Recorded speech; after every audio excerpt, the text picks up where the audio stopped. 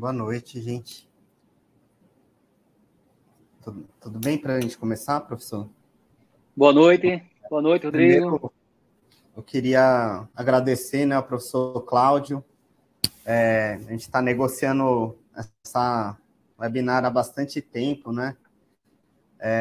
Vou apresentar, primeiro, falar um pouco da Regional Pará. Eu sou o professor Rodrigo, estou atualmente como coordenador científico da Regional Pará e representando o professor Saul Raci, que é nosso coordenador da regional. Eu fui para o CIFI e assisti a palestra do professor Cláudio e fiquei bastante empolgado, né? Por isso que estreitei os laços aí com ele para a gente poder trazer, né, e discutir um pouquinho sobre ventilação mecânica aí na ANEEL e na PED, né? O professor Cláudio, ele é doutorando em saúde da criança e do adolescente pela Universidade Federal do Pernambuco, mestre em ciências da saúde também pela Universidade Federal de Pernambuco, tem especialização em fisioterapia na unidade de terapia intensiva, docente da Faculdade Pernambucana de Saúde e também fisioterapeuta da UTI Neonatal, do Hospital de Clínicas da Universidade Federal de Pernambuco, né? É coordenador, né, professor, de lá, né? Isso, Então, Rodrigo. acho que se eu não esqueci nada, eu vou deixar a palavra com o senhor, né? E você pode ficar à vontade aí. Então, a gente vai ter, né, essa uma horinha de aula e depois a gente vai abrir para questionamento, né? Se alguém tiver alguma dúvida, eu vou ficar de olho aqui no chat e vou anotando para a gente poder gerar um debate depois. Tá certo, professor? Tá joia, Rodrigo. Muito Com a obrigado. palavra. Então, muito obrigado, Rodrigo. Boa noite a todos. Boa noite, Rodrigo. É uma grande satisfação tê-lo presente lá no CIFI, inicialmente, né? Mas aqui também, nesse momento, com a Regional Pará. Parabéns pelo empenho, né? Então, a gente sabe como é um desafio, de fato, você fazer a parte de uma regional e na coordenação científica, talvez um dos principais papéis, que é, de fato, né, aquilo que a associação se propõe, uniformizar condutas, esclarecimentos, né? E isso é muito importante. E eu fico muito feliz por vê-lo aí nessa empreitada com bastante empenho, né, e trazendo aí uma alta competência para a Regional Pará. Então, estou muito feliz mesmo, muito, muito feliz em estar aqui com vocês, com vários amigos que eu estou vendo, o pessoal dando boa noite aí no chat, muitas pessoas eu já conheço aqui, né, já foram meus alunos também, e muito bom ter todos vocês aqui, certo? E aí a gente vai discutir sobre monitorização em pediatria e neonatologia, né? Monitorização da ventilação mecânica, do suporte ventilatório, e é realmente um desafio a gente falar de monitorização em pediatria, primeiro porque muito do que a gente estuda é extrapolado do conhecimento de pacientes adultos, e a gente tem esse desafio de trazer as particularidades para a pediatria e para a neonatologia. Você pensa em pediatria, você vai estar lá tratando crianças com 14 anos, 12, adolescentes, crianças de 1 ano, 2, bebês de 1 mês. Então, assim, você não pode falar, se pensar no mais básico, que é frequência respiratória, você fala frequência respiratória de um neonato é bem diferente de um adolescente. Então, a gente tem que trazer isso para monitorização. O que monitorizar e o que particularizar, dependendo da faixa etária, entendendo o racional diante da fisiopatologia e da fisiologia normal mesmo. Tá? Então, vamos dar início aqui. Eu vou compartilhar minha tela para iniciar aqui a apresentação e no final a gente traz para a discussão e vai ser muito bom ouvi-los, né, ver a experiência de todos os colegas que estão aqui presentes. Então, monitorização da ventilação mecânica, neonatal e pediátrica, foi esse o tema. Vou colocar aqui novamente. Esse é o tema proposto. E, de fato, eu acredito que monitorização é algo fundamental no que a gente se propõe a fazer, principalmente quando a gente fala de ventilação mecânica, porque é através da monitorização, da sua avaliação, que você cria um raciocínio crítico, tá? Cria um racional para você traçar suas condutas. Então, primeiro você deve avaliar, né, o paciente, e você gastando mais tempo, tendo mais zelo com a avaliação, você vai ser mais assertivo, você diminui, inclusive, seu tempo gasto com condutas, porque você vai fazer, você vai direcionar sua conduta para algo realmente efetivo, aquilo que vai trazer solução para aquele paciente, para aquela criança. E através da monitorização, você também vai avaliar se essa sua solução, se essa conduta teve uma boa resposta ou não. Então, não existe mais aquela ideia de, vou repetir um modelo de tratamento, um modelo de conduta, só por repetir mesmo, sem ser crítico, sem avaliar, sem ter aí para você um arsenal de parâmetros para você monitorizar e criar efetivamente condutas com bastante critérios, tá certo? Então, vamos falar aqui sobre, primeiro, né? Quando a gente pensa em monitorização, eu vou dividir aqui essa apresentação em falar de oxigenação. Então, como monitorizar a oxigenação, como monitorizar ventilação, é a outra parte que eu vou discutir com vocês também, monitorização da mecânica ventilatória, tá?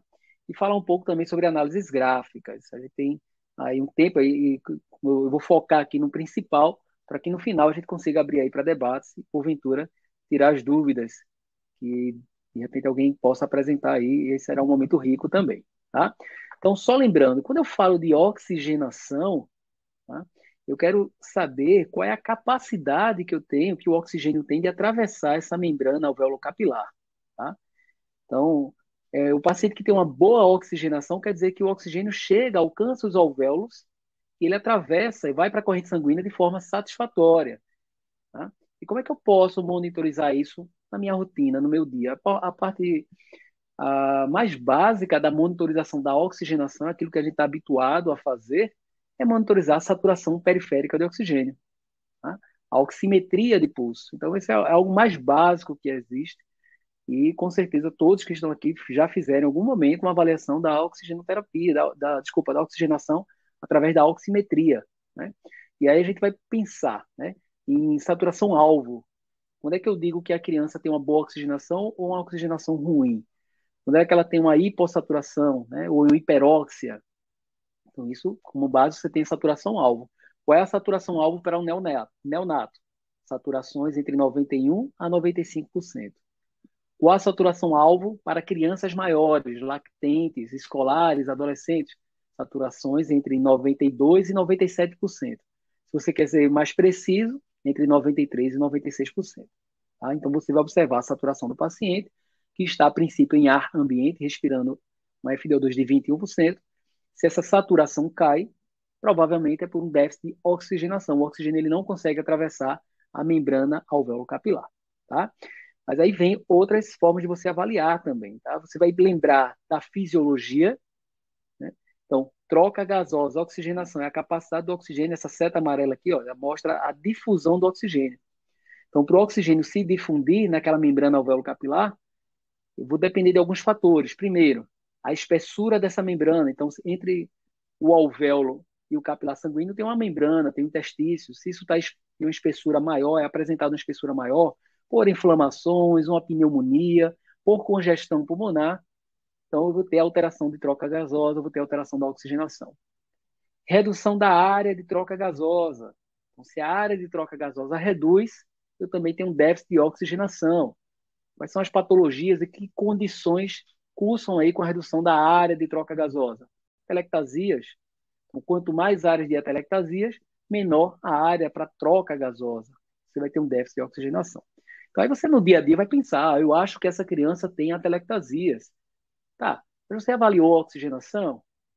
Eu vou aumentar a PIP, né, a PEP, a pressão expiratória, para manter alvéolos abertos, para evitar a atelectasia, manter alvéolos abertos. Ok, quando você faz o ajuste da PIP e da PEP, você está monitorizando a oxigenação para saber se esse ajuste da PIP foi efetivo ou não.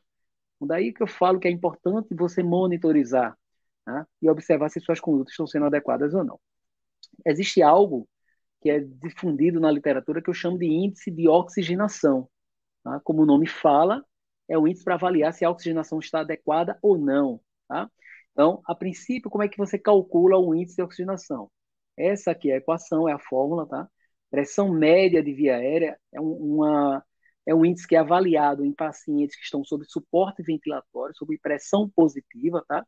Então, você vai avaliar a pressão média de via aérea. Cláudio, onde é que eu consigo observar pressão média de via aérea. Em qualquer ventilador, ele vai trazer a monitorização da pressão média. Então, está aqui, olha, por exemplo, nessa criança, esse ventilador está mostrando a pressão média de vias aéreas em 11 centímetros de água. Tá? Você vai multiplicar isso pela fração inspirada de oxigênio e dividir pela PaO2. Então, você precisa de uma gasometria. Você precisa entender qual é a PA, a pressão arterial de oxigênio. Dito isso, coloca isso na equação. Cláudio, eu preciso decorar essa fórmula? Não, coloca lá na prancheta, no livrinho da UTI. Existem aí aplicativos para isso que te ajudam. Tá? E sempre você vai procurar manter o índice de oxigenação menor que 10. Cláudio, o índice de oxigenação de 8 é bom? Não, é satisfatório. O bom mesmo é abaixo de 4, é em torno de 2. Tá? Seria considerado normal. Mas índice de oxigenação acima de 10 já mostra que essa criança tem um déficit de oxigenação mais moderados, né? Já quase ficando grave, né? Um déficit acentuado de oxigenação. E vai servir, inclusive, para você traçar algumas condutas. Se você tem um neonato, que ele tem um índice de oxigenação maior que 25, então esse resultado da equação dá um valor maior que 25, então ele tem um déficit de oxigenação muito alto, ele é muito grave, e há uma sugestão na literatura, a recomendação para, nesse paciente, você iniciar a administração de óxido nítrico inalatório. Tá? Então, é um índice que vai te ajudar na prática, no dia a dia, até para traçar condutas, indicar condutas. Então, nesse exemplo aqui, imagina, eu tenho uma criança que está na ventilação mecânica, tá? A pressão média de via aérea é de 11, você vai colocar aqui 11. Ele já está com a FiO2 de 100%, você vai colocar aqui 1, 100% é 1, vezes 100, que é uma constante, e divide pela PaO2. Então, você colocou uma gasometria nesse exemplo, que a PaO2 do paciente deu 50. Tá? Então, colocando aqui na equação, você vai achar um índice de oxigenação de 22. Esse paciente ele é muito grave. Agora, é só você pensar, poxa, um paciente que ele está com a FiO2 de 100%, já em suporte ventilatório, com pressões elevadas, e mesmo assim ele tem uma PaO2 reduzida, uma PaO2 de 50, então ele tem um déficit de oxigenação mesmo, ele é grave. E aí, por exemplo, você vai imaginar, vamos lá, avaliei um índice de oxigenação de 22 e acho que essa criança tem muita atelectasia, né? Tem um pulmão de Sara com várias atelectasias. Então, se você criar o racional, ele tem atelectasia, eu vou aumentar aqui minha PIP, minha pressão expiratória, para estabilizar esses alvéolos abertos. Ok. Qual a repercussão disso no índice de oxigenação? Reduziu esse valor? Essa criança melhorou? Se melhorou, ótimo, sua conduta foi assertiva. Mas se o índice de oxigenação não melhora, provavelmente você não conseguiu abrir alvéolos. Talvez aquela sua ideia inicial, que essa criança tinha atelectasia, não é verdadeira. Então, de fato, ela não tem atelectasia. Eu aumentei a PIP, a pressão expiratória aqui, mas não consegui manter alvéolos abertos. Então, ela deve ter outro problema. Pode ser um problema vascular, pode ser vasoconstricção pulmonar ou hipertensão pulmonar. Então, não adianta aumentar pressões do ventilador, eu tenho que dilatar esses vasos.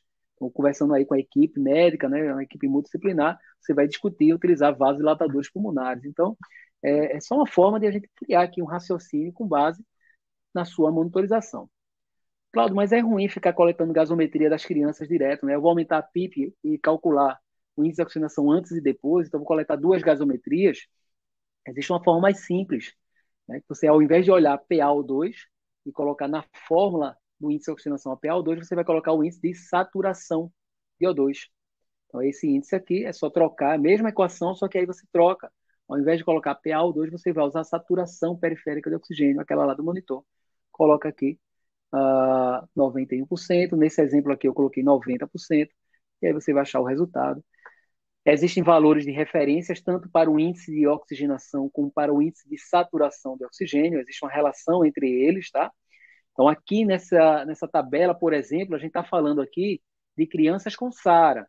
Então, eu posso classificar SARA leve, quando o índice de oxigenação é entre 4 e 8, ou quando o índice de saturação é entre 5 e 7,5.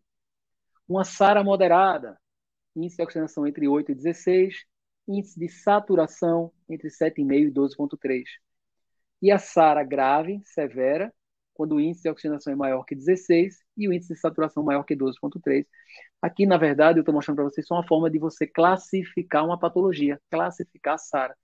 Mas esse índice isoladamente é importante para você avaliar suas condutas, a resposta da sua conduta. Eu quero melhorar a capacidade de oxigênio se difundir, dar alvéolo para o capilar sanguíneo, aumentar a PIP, recrutar alvéolos. Avalie o índice de oxigenação ou até mesmo o índice de saturação antes e depois da sua conduta, já vai te ajudar muito. E aí tem outros índices também. Existe a diferença alvéolo arterial DO2. Tem essa equação aqui bastante extensa, que eu não vou detalhar ela aqui, mas é uma equação que vocês já devem te conhecer. Ela fala sobre o quê? Sobre a diferença entre o oxigênio que chegou, que alcançou os alvéolos, e o oxigênio que passou, que atravessou a membrana e alcançou os capilares sanguíneos. Se essa diferença é muito alta, quer dizer que tem muito oxigênio no alvéolo que não atravessa para a corrente sanguínea, não vai para o sangue arterial. Então, eu tenho um problema aí de troca gasosa, um problema de oxigenação. E qual é o valor normal? Tá? Quando você coloca todos esses dados aqui na equação, o valor normal é quando essa diferença alvéolo arterial DO2 é menor que 20. Cláudio, é muito complicado calcular isso, muita fórmula. Isso aqui vem na gasometria, tá? No gasímetro ele já calcula, por isso que eu não vou detalhar essa equação aqui, ele já calcula para você e traz lá como resultado. Só você prestar atenção se o aparelho foi alimentado com as informações corretas. Você colocou lá FiO2 correto, temperatura do paciente, tá? Então, na própria análise gasométrica, o aparelho vai saber qual é a PaCO2, sabe qual é a PaO2 e já te dá esse resultado aqui no final e você não pode negligenciar. Vai lá na gasometria, uma série de índices, uma série de cálculos que é feito aqui, por exemplo, a relação PF, PaO2 é FiO2, e normalmente nós chamamos essa relação de índice de oxigenação. Já ouvi as pessoas chamar de índice de oxigenação. Na verdade, PaO2 dividido pelo FiO2 é índice PF, ou relação PF, ok? Então, o próprio aparelho ele vai te dar alguns valores, já são calculados, tá? O outro índice que é calculado lá no gasímetro é o índice de troca, PaO2, pressão arterial de oxigênio, dividido pela pressão alveolar, tá? De oxigênio. E aí ele vai te falar sobre shunt, que é shunt, lembrando, shunt são áreas que têm perfusão sanguínea, mas não têm trocas gasosas, tá? Então, se você avalia uma gasometria e o paciente tem um shunt, por exemplo, significativo, o valor desse cálculo aqui, o gasímetro está te dando, e dá um valor lá de 0,4. Então, ele está nessa faixa aqui, ó, shunt significativo. Aí você entende que o paciente tem shunt, você vai procurar solucionar o problema daquele paciente, aí você vai lançar mão das suas avaliações gerais, né? Raio-X, ausculta, tudo mais, tá? E aí você, concluindo que esse paciente realmente tem shunt, por exemplo, novamente aí falando de atelectasia, ou é por pneumotórax, ou derrame pleural, então precisa ser drenado aquele pneumotórax, drenado o derrame pleural, recrutado aquele alvéolo que está fechado, colapsado, e você avalia novamente se o índice de troca melhorou, se esse shunt reduziu, tá? Lembra que esse shunt, às vezes, ele não é pulmonar, é extrapulmonar.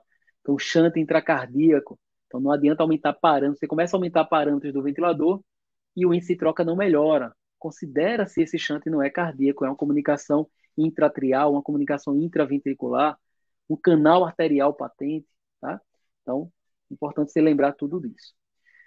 Outro detalhe importante, não adianta só oxigenar aquele sangue, tá?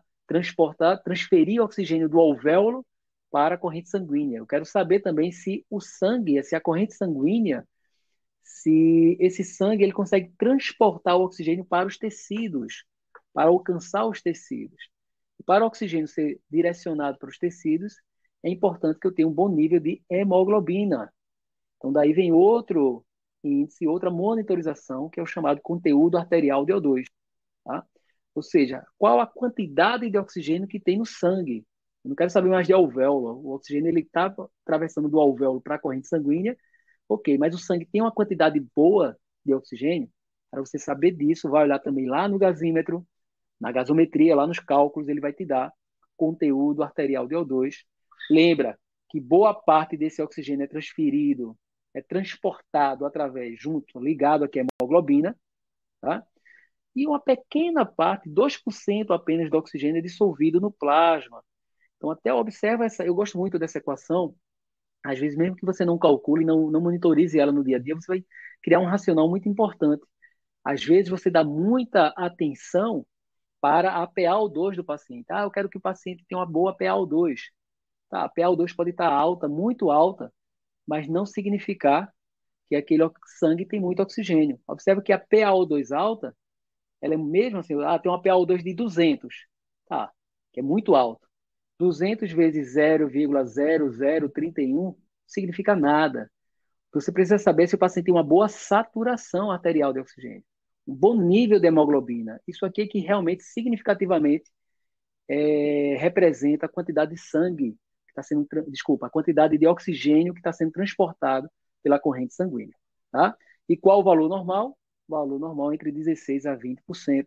Então, é esse valor que você quer ali. Claudio, de forma prática, para que eu posso utilizar esse índice? Imagina que você tem uma criança com uma boa saturação. Ah, ela tem uma boa saturação, agora eu posso trabalhar com ela, evoluir desmame da ventilação mecânica, realizar exercícios físicos, mobilização precoce. Ah, você só olhou a saturação. Mas o nível de hemoglobina, se essa criança tem anemia, ela pode ter até uma boa saturação, mas o conteúdo arterial de oxigênio é baixo, porque ela não tem hemoglobina suficiente. Então, observa que é uma relação direta aqui. Ó. Quanto menos hemoglobina, menor o conteúdo arterial de O2. E essa criança que tem pouca hemoglobina, você não quer que ela sature limítrofe, um limite inferior da saturação, 90, 91, não. Se ela já tem anemia, então otimiza essa saturação, deixa ela saturando lá 95, 96%. Tá certo? Isso é muito importante. Então, aqui eu estou falando de oxigênio transportado pelo sangue, tá? Pela corrente sanguínea, precisa de hemoglobinas, hemácias e hemoglobinas. Além disso, Cláudio, o paciente tem uma boa saturação, tem um bom nível de hemoglobina, tá? Ele tem um bom conteúdo arterial de O2, mas ele precisa também ter um bom débito cardíaco, tá? Então, esse cálculo também aqui, ó, débito de oxigênio, oferta de oxigênio ao tecido, você pode monitorizar, mas para fazer essa monitorização, você tem que saber qual é o débito cardíaco do paciente, tá? Daquele bebê, daquela criança. E aí já complica um pouco mais para você usar isso na rotina. Não é só a gasometria, você tem que ter o débito cardíaco, tem que fazer um ecocardiograma, um Doppler, tá? Então, é difícil você ter isso no dia a dia. Mas se você tem, essa criança fez um eco agora, olha o débito cardíaco, você pode ter ideia qual é a oferta de oxigênio aos tecidos. Cláudio, eu não tenho isso no meu dia a dia, é muito difícil, nem queria que você falasse sobre isso, mas eu vou falar assim até para você criar um raciocínio, tá? Por que isso aqui é muito importante para você? Olha, a oferta de oxigênio aos tecidos, ela depende do débito cardíaco e do conteúdo arterial de O2. O que eu quero chamar a atenção sobre isso? Às vezes você está aumentando a PIP do paciente, daquela criança, para recrutar alvéolos, aumentar a área de troca gasosa, melhorar a oxigenação e aumentar a saturação. Então, a saturação aumenta. Se a saturação aumenta, você pode alcançar até um bom conteúdo arterial de oxigênio. Ok, mas qual foi a repercussão da sua PIP, da PIP que você aumentou, no débito cardíaco do paciente? Então, se você melhora o conteúdo arterial de oxigênio, mas em contrapartida, o aumento da PIP reduz o retorno venoso, reduz o débito cardíaco, você pode aí estar prejudicando o paciente. Você melhorou a saturação, mas reduziu o débito cardíaco, reduziu a oferta de oxigênio aos tecidos. Ou seja, você consegue oxigenar o sangue, mas o sangue não consegue transportar esse oxigênio para os tecidos. Conclusão aqui, você tem que ter o equilíbrio entre a saturação, entre a hemoglobina e o débito cardíaco. Ok? Não esquece disso.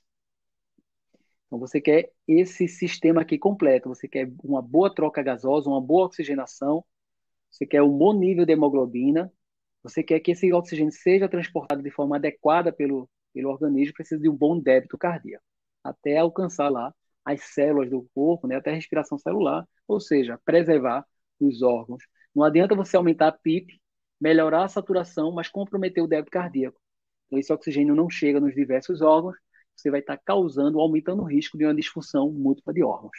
Tá bom? Então, sempre observar. Qual a forma bem prática para isso? Cláudio, eu não tenho débito cardíaco. Aumenta a tua... Eu fiz isso hoje com o paciente, tá? Com uma colega. A colega estava com a criança lá em pressão de suporte, e ela fez, essa criança começou a desaturar, vou aumentar a PIP. E ela aumentou a PIP para 8, para 10, para 12, e na hora eu puxei uma pressão arterial. E eu vi que durante o aumento da PIP, a pressão arterial despencou. Por que a pressão arterial caiu? Porque houve uma redução no débito cardíaco. Tá? Então, não foi bom aumentar a PIP para melhorar a saturação, se, em contrapartida, ocorreu ali uma redução do débito cardíaco. Então, você vai criando esse raciocínio para ser mais assertivo. Vamos falar agora de ventilação. Como é que é a forma mais básica de você avaliar a ventilação do paciente? Você vai observar a PaCO2, pressão arterial de CO2. Se a PaCO2 está alta, hipercapnia, porque o paciente está hipoventilando. Se a PaCO2 está baixa, o paciente está hiperventilando, tem uma hipocapnia, tá? Frequência respiratória.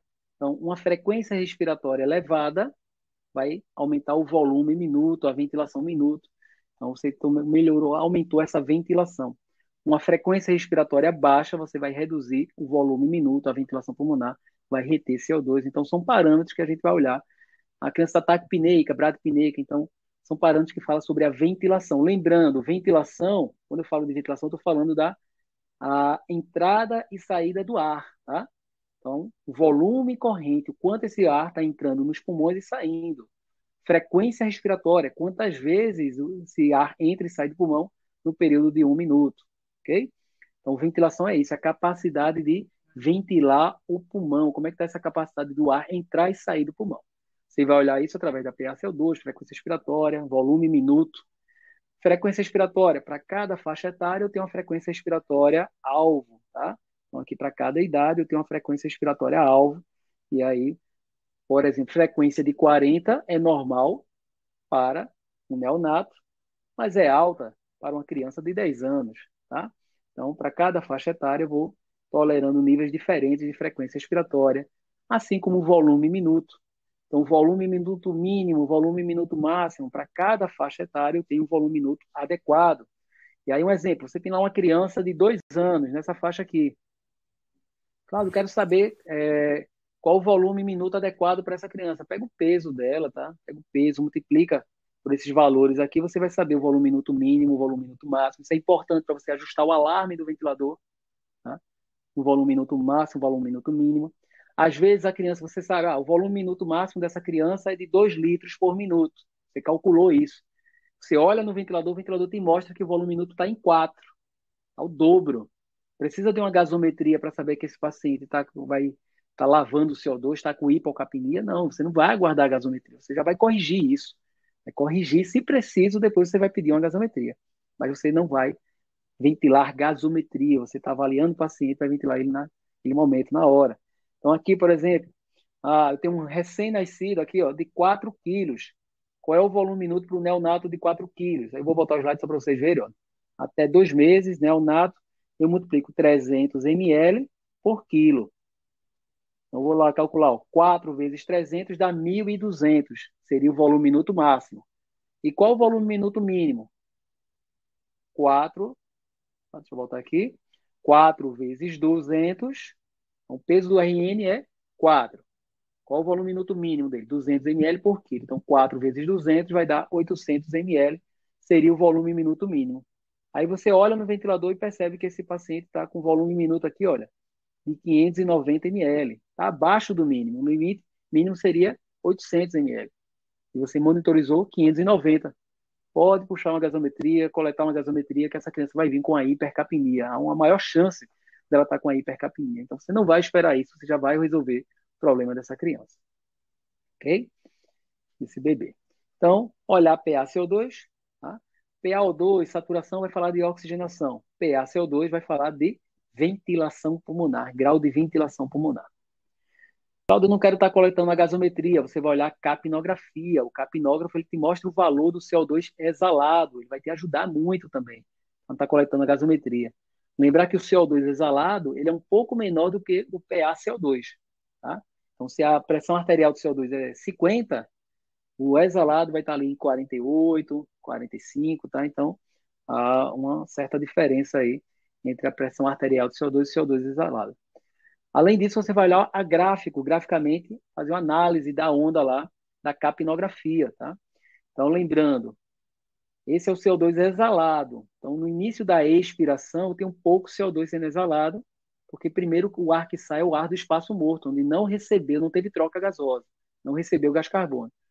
E a criança começa a exalar, depois há uma saída maior de CO2, então já começa a sair o CO2 que estava lá nos alvéolos, a ventilação alveolar.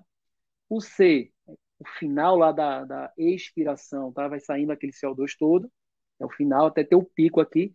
É nesse pico, é o máximo de CO2 exalado, o valor máximo, que o capnógrafo vai te mostrar qual é o valor da pressão arterial final do CO2 exalado, chamada aí de PET-CO2. ok? E quando a criança inspira, aí forma esse gráfico aqui reduzido. Então, essa análise gráfica, às vezes, é importante também. Primeiro, lembra o PET CO2, o CO2 exalado, tá? Se é apresentado lá no monitor, ele é um pouco menor do que a PaCO2. Então, a PaCO2 desse paciente está em 40. Então, no monitor do capnógrafo, você vai ver lá CO2 exalado de 35. Você já entende que na artéria vai estar um pouco maior. A pressão arterial de O2 vai ser maior. Se ocorre um distanciamento entre a pressão arterial de CO2 e a pressão exalada de CO2, que eu quero dizer, se a pressão arterial de CO2 é 50 e a pressão exalada do CO2 é 20, então a diferença é grande, tá? Então, quanto maior essa diferença, há uma informação para você que eu tenho aí para essa criança um aumento de espaço morto, tá? Espaço morto fisiológico. Então, por exemplo, pode ser uma criança com COVID, tem trombos obstruindo os vasos sanguíneos, aumentando espaço morto. Então, traz essas informações importantes. E aí você vai avaliando lá a capnografia, você percebe que o CO2 está cada vez maior, essa criança está com hipercapnia. Tá? Então, esse gráfico mostra isso, uma hipoventilação, a onda vai ter um aspecto normal, mas o CO2 cada vez maior. Então, hipercapnia. Simples isso. Por outro lado, criança que está hiperventilando, uma hiperventilação, você vai perceber que o formato da onda do capnógrafo é normal, mas a onda vai ficando cada vez mais reduzida. Por exemplo, aqui ele mostra, ó, PaCO2 exalado de 28, abaixo do valor normal. Então, essa criança está hiperventilando, está com hipocapnia. Nesse exemplo aqui, ó, observa, olha, com o passar do tempo, eu tenho aqui observado uma redução do nível do CO2 exalado. Isso pode ser, aí você diz, Cláudio, isso pode ser uma hiperventilação? Pode, você está hiperventilando, a criança está hiperventilando, vai reduzindo os níveis de CO2. Mas também pode ser um problema de fluxo sanguíneo pulmonar, pode ser uma parada cardiorrespiratória, pode ser tromboembolia pulmonar, uma hipotensão arterial súbita, ou seja, o sangue não está chegando nos pulmões de forma adequada, não está trazendo oxigênio do organismo para o pulmão de forma, oxigênio não, CO2, gás carbônico dos tecidos para o pulmão. Então, você não vai exalar altas quantidades de CO2 porque o sangue não está trazendo, não está drenando esse sangue, esse CO2 dos tecidos para o pulmão. Então, você pode observar esse gráfico aqui também em situações como parada cardiorrespiratória, tromboembolia pulmonar, choque séptico, tá? Situações de choque, de hipotensão geral. Nesse caso aqui, dá uma olhada aí, reflete comigo. Olha, eu tenho uma curva normal, de repente essa curva sumiu. Cadê o CO2 exalado? Cadê o ar exalado aí? Então some aqui, você não percebe nada. Normalmente isso pode ser apneia, tá? Então não tem mais respiração. Pode ser uma rolha obstruindo o tubo, ou simplesmente o ventilador desconectou, tá? Claro que se o ventilador desconectar, o ventilador vai alarmar muito mais rapidamente do que você analisar a curva da capnografia. E aí você pode observar também que esses gráficos, às vezes, eles não têm um formato adequado. Então, esses dois centrais aqui, observe que o formato dele está irregular. Nesse caso, representando aí vazamento, você pode suspeitar que aquela criança está com um tubo, com um cuff desinsuflado, ou um tubo muito estreito, com um diâmetro pequeno, muito escape de ar. Tá? Então, você vai observar esse gráfico aqui na capnografia. Existiu esse outro gráfico aqui, até conhecido como barbatana de tubarão, tá? Então, observe que ele não tem aquele formato clássico, ele é mais arrastado, essa onda que ela sobe mais lentamente. Então, normalmente é associado com situações de aumento de resistência de via aérea, tá? Então, se você observa esse gráfico aqui, você pode ter crianças aí com bronquiolite, com asma, tá? Crianças que têm um aumento de resistência de via aérea. E você pode usar o gráfico também. Ah, aquela criança está com asma e está com broncoespasmo. Desencadeou lá broncoespasmo, você vai precisar administrar um broncodilatador. E aí você vai olhar o gráfico. Será que esse broncodilatador está sendo administrado de forma correta? Então, antes do broncodilatador, você vê esse vídeo aqui, no início, essa primeira tela, pré-BD, pré-broncodilatador. Administrou o broncodilatador, a curva aqui voltou ao normal, a configuração normal dela, então é porque a administração do broncodilatador, a dose, a técnica foi correta e houve uma resposta positiva. Tá? Então, aquela ideia de você monitorizar e avaliar a resposta de determinada conduta. Aí, por outro lado, eu tenho também a curva de capnografia, mas eu percebo que tem alguma alteração, né? Tem aqui o CO2 sendo exalado, e de repente eu tenho uma inventração aqui, uma concavidade aqui, olha, aguda, nesses dois gráficos aqui. O que isso pode representar? Na hora que você está olhando a análise gráfica lá do capnógrafo, tá?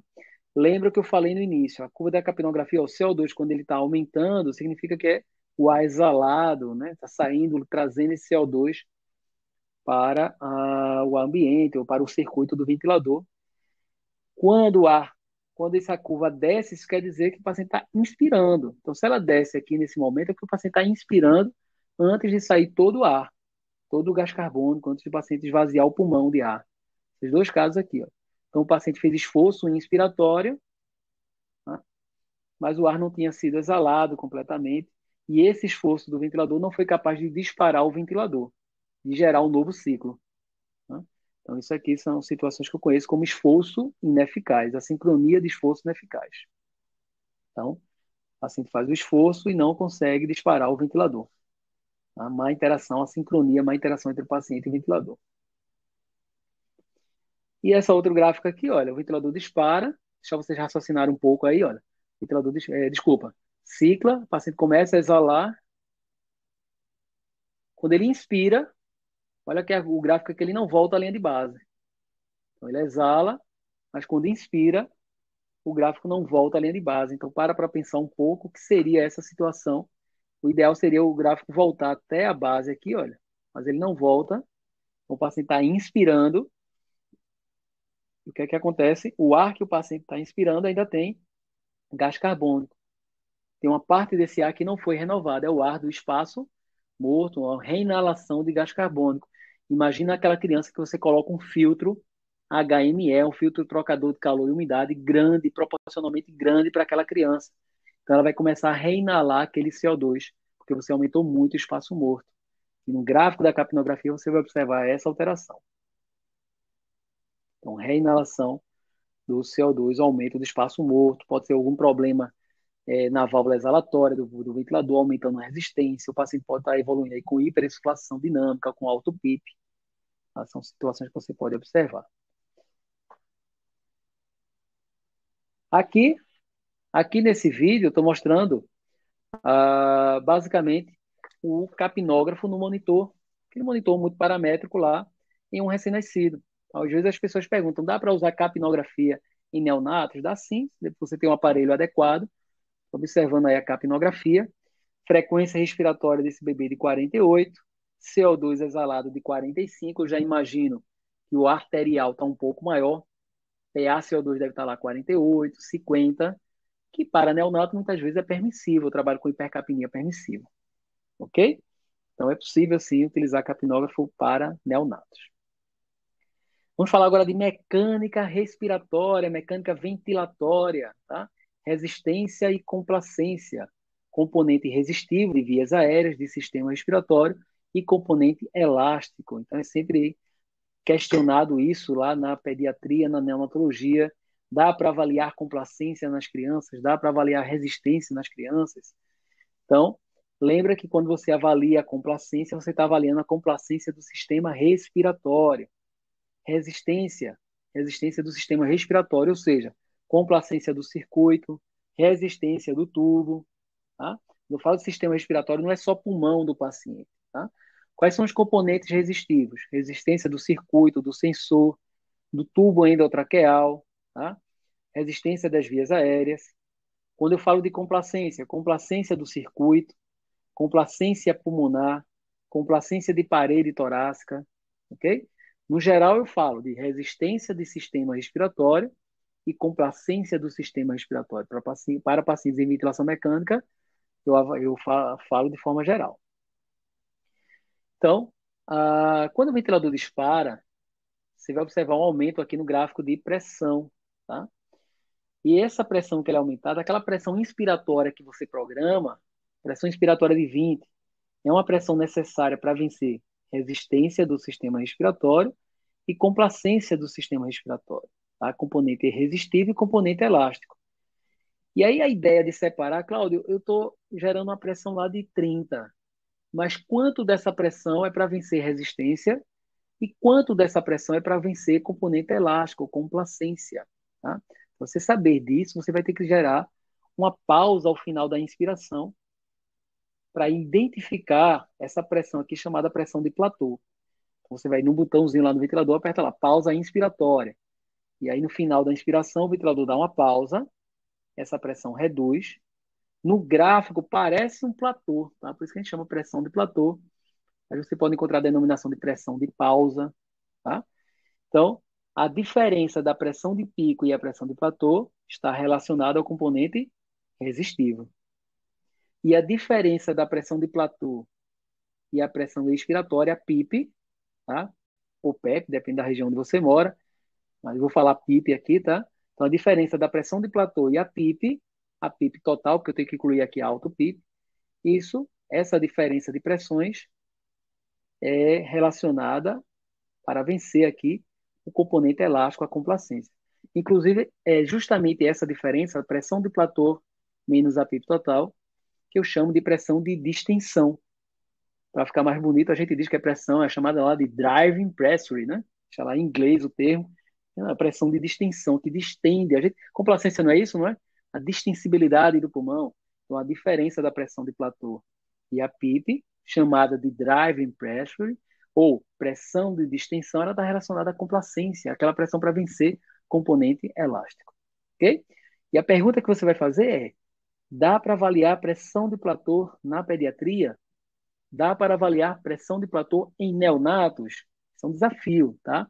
Por quê? Para avaliar a pressão de platô, para essa pressão estar em pausa aqui, a criança não pode ter atividade muscular respiratória, ela não pode ter sem respiração ativa, sem contração muscular ativa, tá? Isso seria um modelo ideal, padrão ouro. Às vezes eu não tenho isso, às vezes a criança não está sedada, não está com bloqueador neuromuscular, e você não vai fazer isso, vou bloquear a criança só para avaliar a complacência, componente resistivo. Então, só lembrando, como é que calcula a complacência? Volume corrente dividido pela driving pressure, e lembrando que a driving pressure é pressão de platô menos a PIP, que PIP total. Ela vai estar reduzida em situações diversas, SDR, SARA pediátrica, telectasia, pneumotórax, até mesmo uma criança que tem uma distensão abdominal, você vai ter lá uma redução na complacência, a complacência do sistema respiratório, de parede torácica, ok? Então, uma criança que tem uma distensão abdominal dessa vai ter uma restrição ali na expansibilidade da caixa torácica, uma redução da complacência do sistema respiratório. E quais são os valores de referência? Tá? Você tem aí os valores de referência para cada faixa etária. Então, recém-nascido pré-termo com SDR, termo, lactentes, de 6 a 5 anos, de 6 a 12 anos. Então, para cada faixa etária, tem valores de referência. Tá? Mas eu acho que mais importante do que o valor de referência é você avaliar aquela criança naquele momento. A complacência dela é de 5, é de 10. Tá? Você traça uma conduta e observa se essa complacência melhorou. Vou aumentar a PIP aqui para recrutar alvéolos. Natural que a complacência melhora. Então você avalia a complacência antes e depois. Vamos imaginar que você aumentou a PIP e o efeito foi contrário, a complacência baixou. Então você não recrutou os alvéolos. Não foi positivo esse efeito. Pode ter sido o contrário. A complacência baixou porque ao aumentar a PIP você hiperdistendeu os alvéolos. Então é muito importante você avaliar o momento antes e depois de determinadas condutas lá na complacência, tá? E aí, para neonato, na literatura, é dita aqui também valores normais de complacência. Então, para o peso, eu tenho um recém-nascido de 1 quilo. Qual é a complacência normal dele? 0,6 ml por centímetro de água. Se ele tem 2 quilos, é o dobro. 1,2 ml por centímetro de água. Tá? Bebês com SDR, que já tem naturalmente o SDR, né? Síndrome do desconforto respiratório, bebê prematuro que não produz surfactante, que não desenvolveu o pulmão. Então, o pulmão dele tem uma distensibilidade baixa, não tem surfactante, tem alta tensão superficial, a complacência é baixa. Aqui, ó, variando entre 0,3 a 0,6. Tá? Existem aí modelos, tá? Protocolos, como avaliar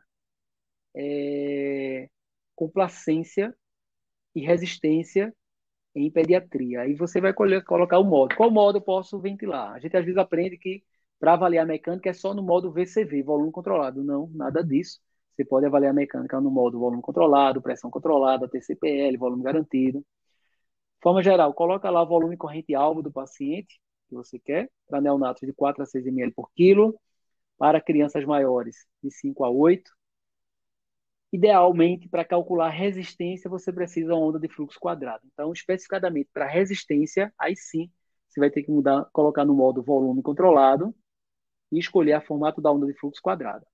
Então, para calcular resistência, de fato, você vai ter que colocar em VCV, e aí não serve para neonatos, só para crianças maiores, com tubo com cuff, tá? Coloque em VCV com onda de fluxo quadrado, tá? Programa lá uma pausa expiratória de 0,1, 0,2 segundos. Lembrando que a criança não pode ter atividade muscular ou preste atenção nisso, claro, tem que estar sedada. Não. Veja, ela não precisa estar sedada. Se durante a pausa essa criança não contraiu a musculatura, você observou isso, e ela não contraiu a musculatura, você pode avaliar, tá? É o padrão modelo ouro? Não, mas você não vai sedar uma criança só para fazer essa avaliação. Mas se você percebe que ela não contraiu, Cláudio, como é que eu sei que ela contraiu a musculatura? Se você observar aqui que durante a pausa, o gráfico de pressão ficou variando, tá? Então, porque a criança, se ele variar para cima ou para baixo aqui, é porque a criança está respirando, está com atividade muscular. Mas durante a pausa, quando você apertou lá o botão de pausa, não houve essa variação, apenas essa queda aqui, olha, normal, criando esse platô, então você vai usar isso como parâmetro. Agora, do outro lado, olha essa outra imagem aqui. Cláudio, eu não sabia que dava para avaliar pressão de platô em pressão controlada, em TCPL, em volume garantido. Dá sim, tá? Então, observa aqui, olha. Se você percebe aqui, é o modo pressão controlada, certo? O ventilador dispara, ele aumenta a pressão, o fluxo começa a entrar naquele pulmão, a onda de fluxo é decrescente, isso é natural, tá? Mas observe que nesse ponto aqui, olha, nessa linha tracejada, eu já não tenho mais fluxo de ar. Então, isso é um platô, tá? Se eu não tenho fluxo, é porque eu não tenho entrada nem saída de ar, eu tenho uma pausa inspiratória, e essa pressão aqui é a pressão de platô. O que eu chamo a atenção para vocês é que nessa situação, se você observa um gráfico de fluxo como esse, a pressão de pico ela é muito próxima à pressão de platô. Pode ser até idêntica à pressão de platô.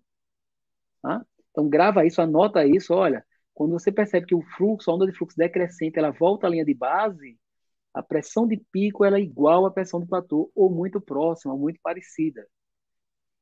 Então deixa isso aí registrado. Então aqui, olha, lá naquela criança, foi gerada uma pausa inspiratória, o modo aqui é VCV, olha, a onda de fluxo quadrado, tá?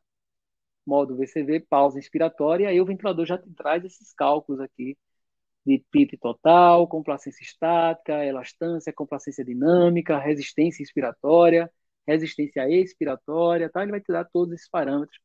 Não precisa nem você decorar a equação, ok? E aquilo que eu falei. Novamente aqui, ó, modo expressório. Ah, Cláudio, coloquei em PCV e eu quero saber se aquela pausa inspiratória, está ocorrendo pausa inspiratória. Olha o gráfico de fluxo aqui, olha. Certo? Se o fluxo sobe e volta à linha de base, pressão de pico é muito próxima à pressão de platô. Nesse caso aqui, a gente deu a pausa inspiratória aqui, ó. Tem ventilador que mesmo em PCV você consegue dar a pausa. Você deu a pausa e observa aqui a diferença. A pressão de pico e pressão de platô, quase nenhuma diferença. Tá? Agora, olha essa situação B. O gráfico de fluxo, ele sobe, ele vai descendo, mas ele não volta à linha de base. Tá diferente do primeiro aqui. Ele quebra, que o ventilador cicla antes disso. Então, nessa hora que o ventilador cicla, aí sim, nessa situação, a pressão de pico ela é diferente da pressão de platô. Olha aqui, ó, foi dada a pausa agora, e eu observo que a pressão de pico, aí sim, é bem diferente da pressão de platô. Então, se você está trabalhando em modos de pressões controladas, modos pressóricos, né, pressão controlada, TCPL, se você aumentar o tempo inspiratório, você vai criar um gráfico parecido com esse. E a pressão de pico e a pressão de platô, elas vão ser muito próximas, quiçá idênticas. Tá? Então, como calcular aqui, ó, complacência do sistema respiratório em PCV ou TCPL? Olha aqui o gráfico de fluxo, ele voltou à linha de base. Se ele volta à linha de base, tá? Isso aqui é o platô, então pressão de pico é próxima à pressão de platô, ou idêntica. Então, essa pressão de pico que ele está dando aqui, 19, também é a pressão de platô. Tá? Então, aí você tem nas suas mãos tudo que você precisa para calcular complacência. Complacência estática, como é que eu calculo? Vou voltar lá para a gente relembrar. Cadê aqui a equação? Complacência estática, volume corrente, dividido pela pressão de platô e a PIP total. Vamos dar uma olhada lá se eu tenho esses três parâmetros, tá? Eu quero volume corrente, pressão de platô e PIP. Então, aqui eu tenho, vamos lá, quero encontrar aqui o volume corrente. Então, vou procurar aqui o volume corrente. Tenho a pressão de platô, que é de pico, é idêntica. Nessa situação, se você olha o gráfico de fluxo, ele volta à linha de base. Então, a pressão de pico e platô é idêntica, ou muito próxima. Né?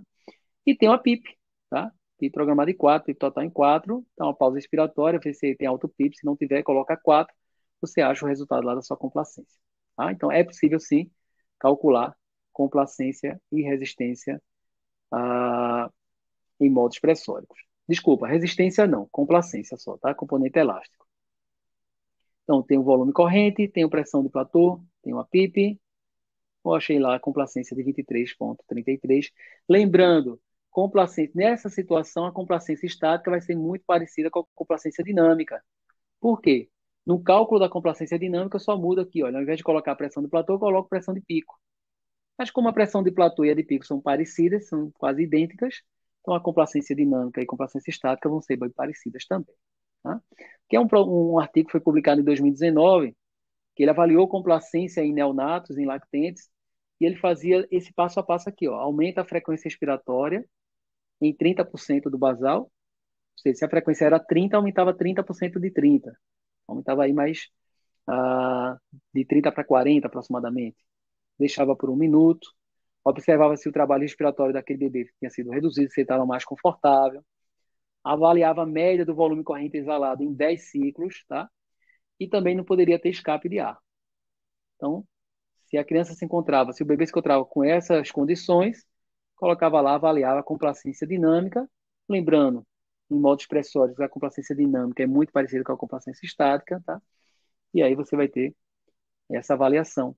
Esse outro artigo aqui, publicado em 95, bem antigo, ele fez essa comparação, tá? De complacência estática e dinâmica e viu que tinha uma ótima correlação em modos pressóricos, tá? Em modos, ó, em neonatos, ventilados lá em modos pressóricos.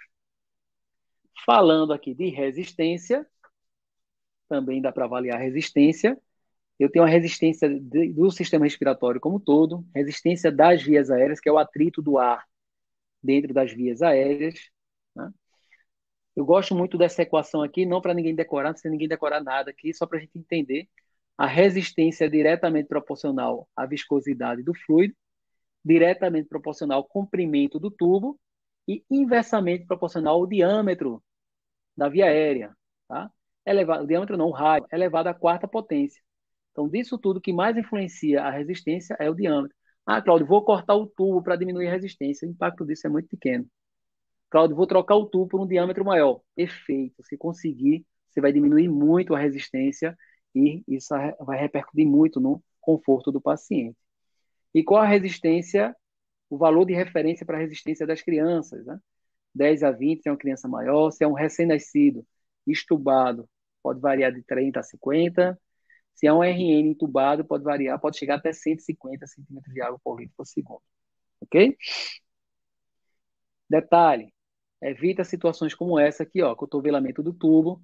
Isso vai aumentar a resistência de via aérea, aumentar o trabalho respiratório. E por último, por fim, aqui, análises gráficas. É claro que eu não vou dar uma aula aqui de assincronias, né? Isso aí teria que marcar outro momento, a gente marca novamente aí com o Rodrigo, mas vou dar uma pincelada aqui para mostrar como as análises gráficas são importantes, tá? Para a monitorização. Aqui, por exemplo, eu consigo observar um paciente, observando o gráfico de fluxo, fluxo inspiratório, fluxo expiratório, aquele tentando fazer esforço, ó, isso aqui é esforço daquele paciente para tentar inspirar e o ventilador não dispara, tá? Não reconhece esse esforço. Então, identifiquei essa sincronia de esforço ineficaz, tá? E preciso corrigir. Nesse caso, eu tenho aqui, olha, também a hiperexflação dinâmica, o paciente não consegue exalar tudo. Então, é uma situação em que deixar o ventilador mais sensível não vai resolver. Ah, está com esforço ineficaz, vou deixar o ventilador mais sensível. Não resolve. Você tem que tratar a causa, que é a hiperexflação dinâmica. Então, corrige essa autopipa, essa hiperexflação dinâmica para o paciente poder conseguir disparar o ventilador. Aqui uma outra situação, né, duplo disparo ou disparo reverso, são outras assincronias. Aí você vai tentar identificar aqui qual assincronia é essa aqui. Tá? Então, 2 disparos seguidos, pode ser tanto duplo disparo como disparo reverso. Aqui uma outra situação, isso aqui é um gráfico de pressão, um gráfico de fluxo, e aqui embaixo o gráfico de volume. Observe que esse gráfico de fluxo aqui, você está avaliando aquela criança, a criança em pressão controlada, PCV. Então, é natural que a onda de fluxo seja decrescente. Se a onda de fluxo não é decrescente, se ela faz essa concavidade aqui, olha, ou seja, o fluxo não desceu, ele permaneceu alto, é sinal que a criança está fazendo esforço inspiratório, tá? Ela está com fome de fluxo, ela quer mais fluxo. Esse fluxo não está suficiente para ela. Então, essa é uma sincronia de fluxo insuficiente. Como é que você corrige isso? Aumentando o delta de pressão, reduzindo o rise time, tá? Aumentando o tempo de subida dessa pressão. Alguns parâmetros que você pode. Eu estou trabalhando em volume controlado, aumenta o fluxo. Em TCPL, aumenta o fluxo. São situações que você vai corrigir a sincronia de fluxo insuficiente. Por outro lado, você tem aqui, olha, a sincronia de fluxo excessivo. Então, quando o fluxo sobe muito rápido, provoca o que a gente chama de overshoot. Overshoot é sobre ultrapassagem, né?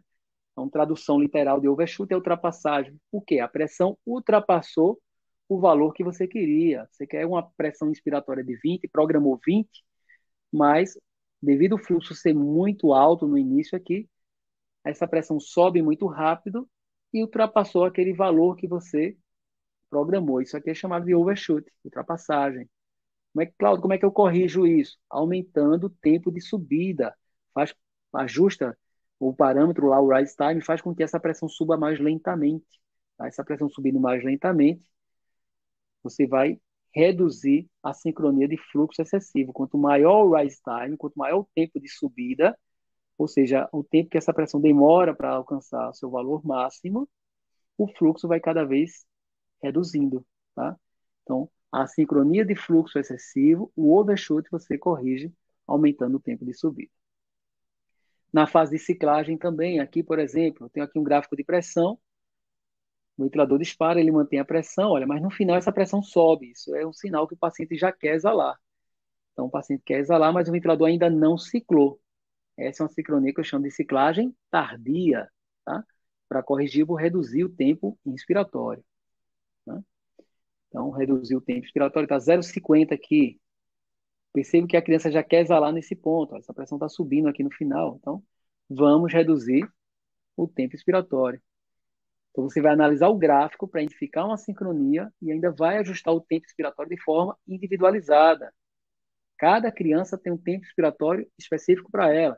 Cláudio, às vezes eu recebo a pergunta, Cláudio, qual é o tempo inspiratório para um bebê de 6 meses, para uma criança de 2 anos? Cada criança existe um valor diferente. É 0,4, é 0,5, não, eu vou botar 0,4 porque é pai, eu não gosto de ímpar, vou colocar 0,4. Não é isso, tá? Então, você vai avaliando os gráficos, identificando, Cláudio, botei o tempo de 0,42, tá? Se esse é o adequado, perfeito, coloca, tá? Aqui, olha, outra situação na fase expiratória agora, a hiperinsuflação dinâmica. O ventilador cicla, o ar está saindo do pulmão, antes de sair completamente, o ventilador dispara novamente. Então, o paciente está aprisionando o ar.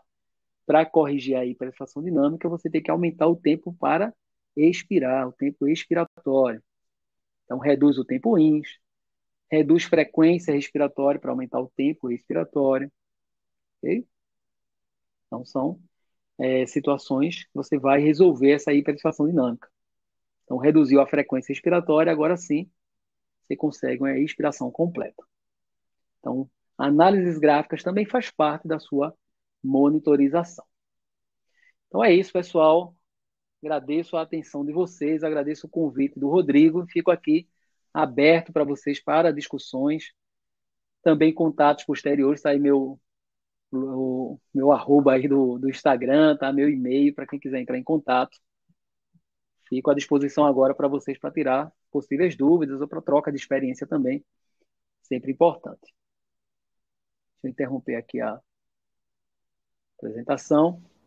Bom, professor, queria agradecer, né, a aula que o senhor deu para a gente. Aí foi como a do Cifi, né? Fantástica, assim, deu para fixar muito. A gente chegou num pico aí de quase 160 pessoas ao mesmo tempo, né? Legal, hein? E a procura foi gigante, né? A gente está com 600 inscritos, então foi muito...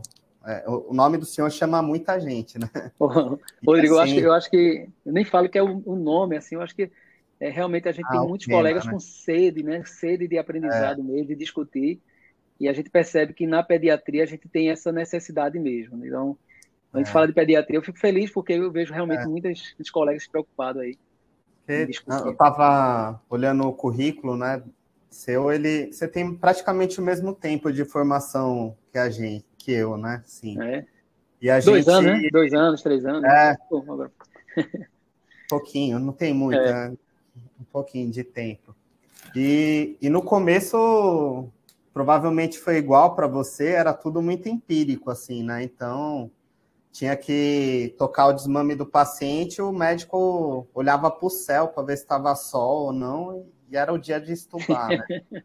E hoje em verdade, dia a verdade. gente já está assim com uma vivência científica, né, bem mais avançada do que naquela época. Então essas discussões elas são bastante importantes, né, de serem feitas. Eu falo assim que para os meus alunos que a pediatria caiu no meu colo e eu fui tendo que me virar e eu já estou nessa brincadeira desde 2006, né? Dentro da UTI pediátrica e dentro da ANEL, mas é uma área que eu abracei como ciência, né?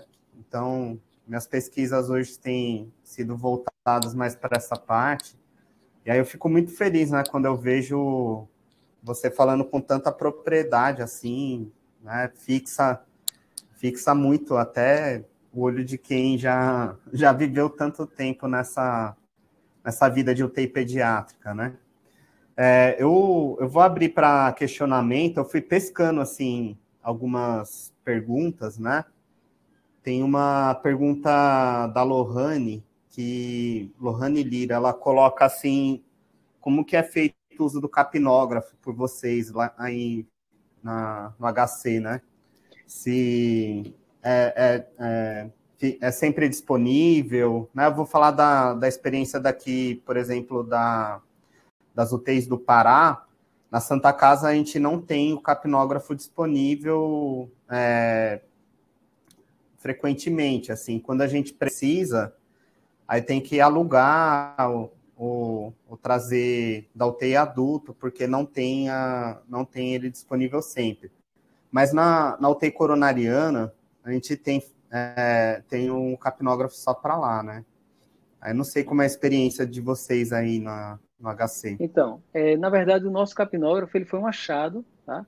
Eu te falo, nem no HC, foi no outro hospital que eu trabalho, que é o CISAM, eu estava trabalhando até recentemente, mas foi um achado que houve uma compra de monitores, e esses monitores todos eles vieram com o cabo da capnografia, tá? E aí a gente teve essa possibilidade, inclusive fez pesquisas também, avaliando desmame com capnografia, algumas coisas nesse sentido, e o detalhe é que, assim, de forma bem sincera, né, do ponto de vista prático mesmo, a gente lembra que o sensor ele incrementa o espaço morto. Então a gente acaba que não usa de rotina. A gente não pensa em utilizar de rotina porque é um incremento a mais. Além do sensor de fluxo, além de porventura filtros que você Traqueia, né? utiliza, traqueias, o sensor ele acaba para crianças muito pequenas, lactentes, neonatos, acaba aumentando o espaço morto. Então, naquelas crianças que você realmente precisa ter uma monitorização mais fidedigna, ou que aquelas crianças que são submetidas a várias, para você não esfoliar também, aquelas com gasometrias, então essa em específico a gente pode utilizar o capnógrafo, e te confesso que em neonatos eu nem aconselho a manter o sensor, a gente coloca em determinado momento, faz a avaliação, se realmente essa criança precisa ser monitorizada continuadamente, a gente deixa, mas se é uma avaliação pontual, a gente faz essa avaliação, tira, você só vai avaliar no outro dia, coloca novamente, tá? É claro que existe o prejuízo que você tem que desconectar o ventilador para colocar o capnógrafo, então você tem que avaliar muito o risco-benefício em manter o capnógrafo aumentando o espaço morto ou ter essa estratégia de ir colocando ou retirando, certo? Mas alguns serviços serviços de referência para cardiopatias congênitas, para cirurgias cardíacas. Então, às vezes, o pessoal tem mais facilidade em ter o capnógrafo. Lembrando que existem alguns modelos, tem um capnógrafo, que ele é, como eu falei, você acopla ele no aparelho de monitor, no monitor multiparamétrico, mas tem capnógrafos que são até descartáveis, né, que eles mudam só a coloração para dizer se há ali uma exalação de CO2, se a criança foi entubada mesmo, só usa muito em bloco cirúrgico, e existem esses outros capnógrafos também. Mas essa seria a realidade. Tá. A gente tem uma outra questão aqui, que é do João Paulo Bezerra. Ele coloca os valores de complacência e resistência que aparecem na monitorização do Inter 5 Plus e Internel só devem ser considerados se o RN estiver sedado? Então, o primeiro ponto é que, lembra que para avaliar resistência, idealmente, o que a gente aprende é que a onda de fluxo ela deve ser constante. E por que isso? Claro, por que eu tenho que colocar em VCV com onda de fluxo constante? Primeiro, para avaliar a complacência, não. Para avaliar a resistência, a gente tem que lembrar que o fluxo é uma variável dependente, a resistência é uma variável dependente do fluxo. Então, se o fluxo varia, automaticamente a resistência vai variar também. Tá? Não quer dizer que a criança tem uma resistência de via aérea menor ou maior. Quer dizer que você aplicou fluxos diferentes, então para cada nível de fluxo, a resistência vai ser diferente. Então, por exemplo, se você colocar lá em pressão controlada, em TCPL, volume garantido, embora o TCPL você programa um fluxo, que é um fluxo contínuo, mas a onda de fluxo, ela, na prática, acaba sendo decrescente, então o fluxo é variável. Então, na inspiração, ele vai começar alto e vai reduzindo. Então, a resistência também vai ser variável. Então, idealmente, você coloca em VCV, com onda de fluxo quadrada, para que esse fluxo seja constante do início ao fim da inspiração. E aí você avalia a resistência. Quando você fala que está observando a monitorização lá, dinâmica do ventilador, sem pausa, tá? E aquela resistência que ele está te mostrando, ele faz diferente. Ele pega a área do fluxo inspiratório, pega a área do fluxo expiratório, ins e ex, tá? E ele vai avaliando cada pontinho daquelas áreas ali e fazendo essa relação com a resistência. Aí você me pergunta, é fidedigno? Ela não é padronizada, tá? O que é que eu aconselho? Você observa, faz a análise e vê se existe muito variabilidade, que é o normal, que normalmente eu observo, tá? Então, às vezes eu estou lá com a criança, com o bebê, ele mostra uma resistência de 80, no ciclo seguinte mostra 300, no ciclo seguinte mostra 200, então não dá para confiar se tem uma variabilidade muito alta. Mas se a criança tem um padrão regular, tá? Uma onda de fluxo regular, de pressão, de volume corrente está estável, aí você pode ter uma estimativa, não é nem um cálculo real, é uma estimativa, certo? Beleza. Tem uma outra aqui do Paulo Sassin sobre os níveis toleráveis da PaCO2 na hipercapnia permissiva. Essa pergunta é ótima, Paulo, porque é o seguinte, às vezes a gente fala o seguinte, acho que todo mundo já ouviu falar de hipercapnia permissiva. A ideia da hipercapnia permissiva é não precisa ventilar a gasometria, não precisa aumentar tantos parâmetros ventilatórios para ter o PaCO2 ideal. Então, se você vai aumentando a frequência respiratória, tentando lavar o CO2 baixar de 80 até chegar a 40, vai chegar um momento que essa frequência alta pode reduzir tanto o tempo expiratório, não dá tempo para exalar, e a criança faz hiperexpansão dinâmica. Então, você não quer isso. Então, deixa aquela frequência baixa mesmo. Mas a criança está com hipercapnia, você vai tolerar essa hipercapnia. De quanto? Em média, tá?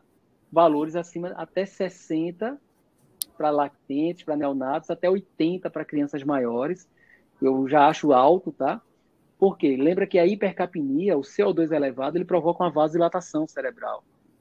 E pode trazer repercussões. Por exemplo, você não pode trabalhar com hipercapnia permissiva em crianças que têm edema cerebral. Hipertensão intracraniana. Então, você já esquece. Aí, realmente, você tem que normalizar esse CO2. Tá? Então, sendo mais objetivo em relação à pergunta, boa parte do serviço, a maioria tolera ali PaCO2 de 60, alguns até 70, e raros ali, ou um ou outro serviço até 80. Mas o principal que você tem que observar não é só o PaCO2, é o pH. Tá? Porque o CO2 elevado provoca acidose respiratória.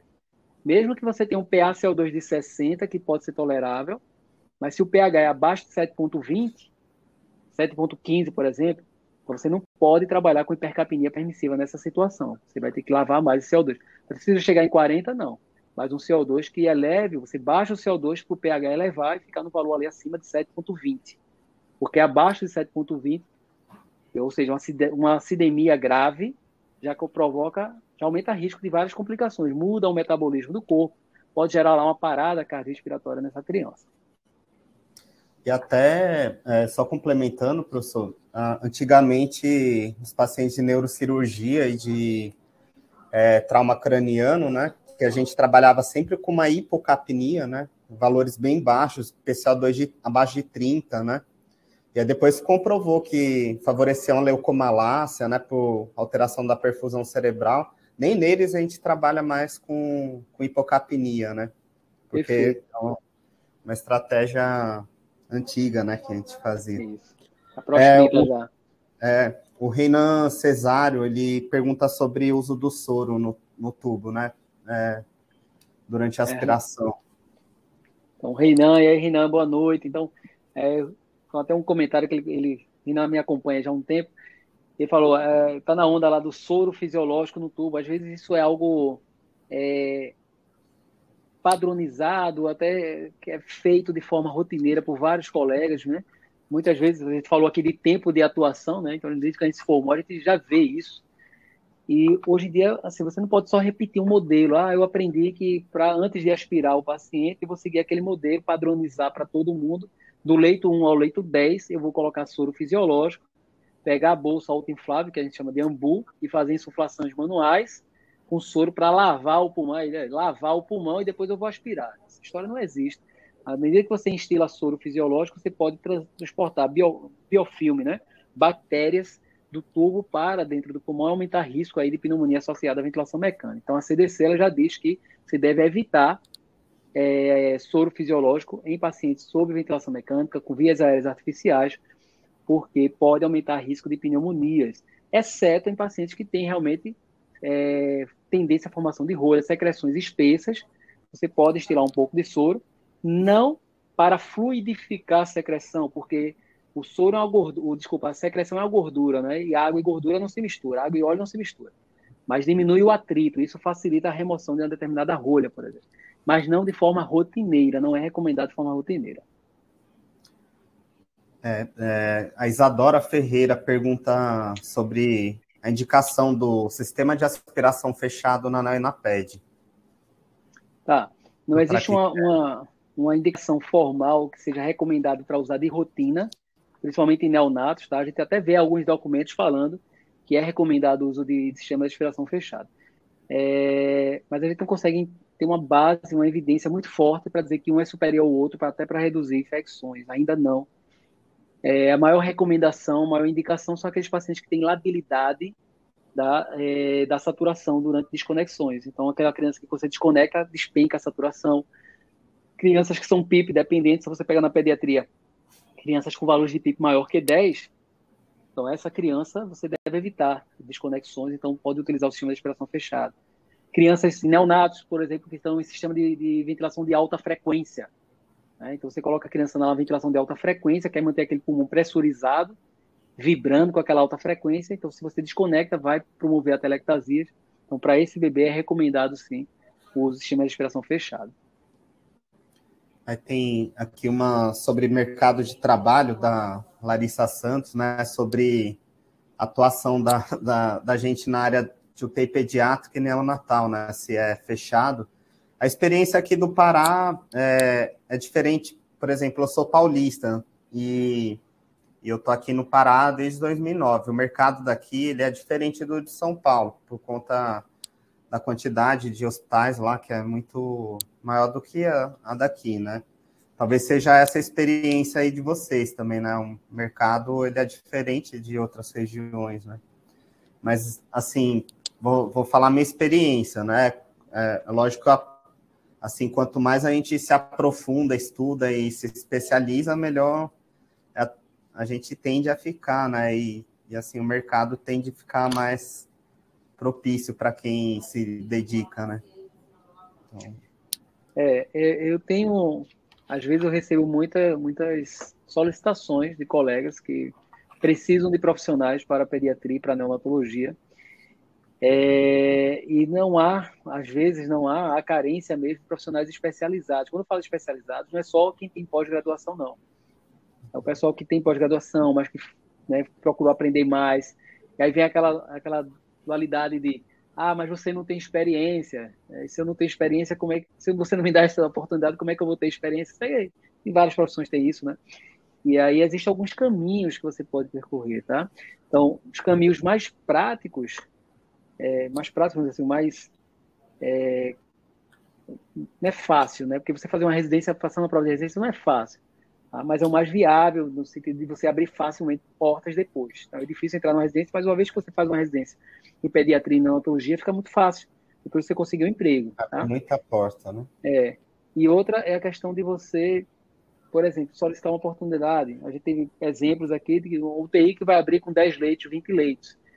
E aí, quando eu observo algum colega que ele tem um potencial, às vezes esse cara vai ser diferente, essa garota vai ter um potencial de crescimento, eu até peço ao colega que está solicitando, isso, olha, dá oportunidade a ele, mesmo que você contrate, mas não coloque para trabalhar agora, dá essa oportunidade, ele já tem um bom conhecimento teórico, mas deixa ele passar um mês ali só pegando a rotina, às vezes isso dá certo também, tá?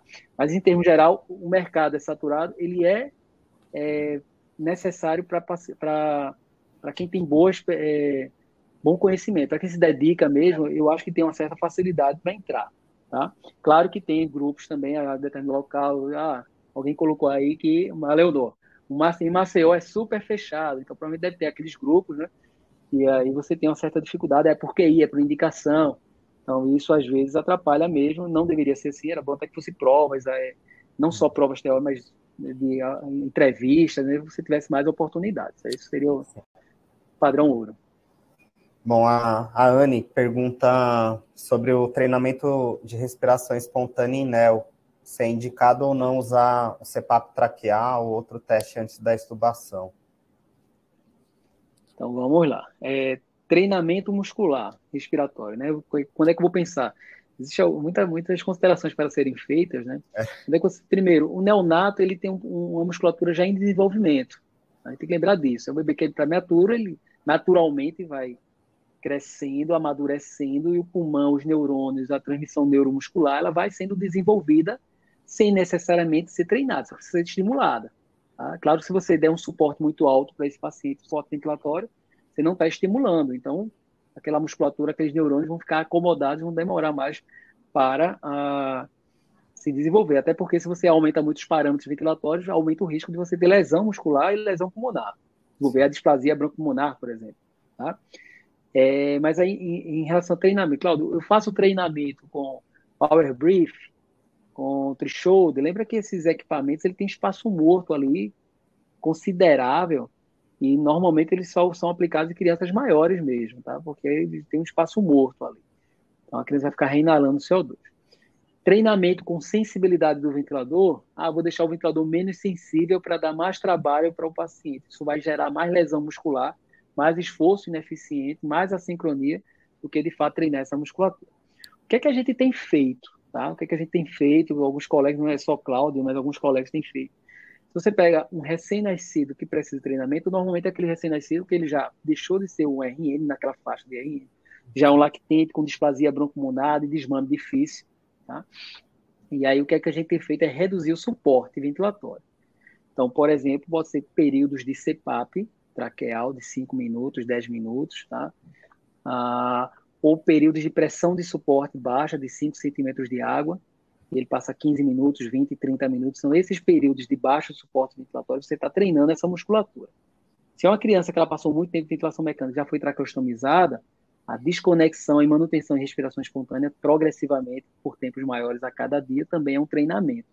E aí você está treinando força e está treinando também endurance. Tá? O detalhe é o seguinte, não é só isso. Eu estava lá no meu serviço, tinha uma criança, era já um lactente, e eu estava de férias, eu voltei de férias e na discussão a pessoa disse, a gente está treinando a musculatura, está treinando esse paciente. Mas como é que está fazendo treinamento? Ele está no modo pressão controlada e a gente faz o treinamento em pressão de suporte. Tá? Só o fato de mudar o modo não quer dizer que você está treinando, tá? Se você está em pressão controlada com delta de pressão em 8 e bota em pressão de suporte com a pressão de suporte 10, você não está treinando, você não está dando sobrecarga, tá? Outro detalhe, nessa criança especificadamente, ela estava com traqueóstomo sem cuff, quando ela era colocada em pressão de suporte, o vazamento provocava assincronias. E a sincronia gera mais lesão muscular do que treinamento muscular. Então, esses fatores a gente tem que considerar. Então, para essa criança específica, a gente nem treinou em pressão de suporte.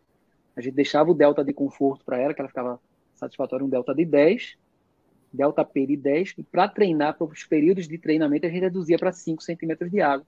E aí seria o período de treinamento muscular dela. Tá?